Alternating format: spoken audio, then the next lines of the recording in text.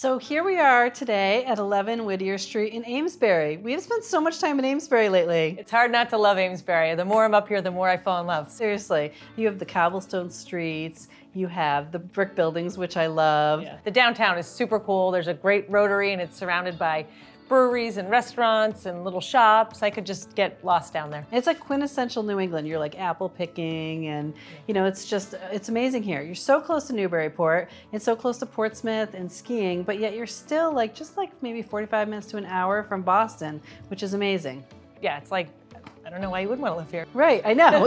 And for those savvy investors, Amesbury is up and coming, but Newburyport is pretty saturated, so it's really a great option. It is, it's great. And this house in particular is in the perfect spot in Amesbury. You can literally just stroll down the street and you're downtown, but this is just a really quiet, great neighborhood.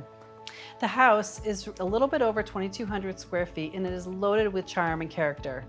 It was built in 1920 and just literally these wide pine floors and all the details are just amazing. There's tons of living space. It has 3 bedrooms and probably a little flexibility to add a 4th. Updated kitchens and baths. Really high ceilings, not just on the first floor, but the second floor. So it just feels so spacious. Yeah, a lot of period details, beautiful railings, stained glass, but the yard is actually a really great size, not too big, not too small, and a pretty new 2-car garage. These owners have just kept up to date. They've replaced anything that needs to be replaced, so it's truly a move-in ready home. So if you've been looking, don't close your eyes on Amesbury. This is a really good one. Come check it out.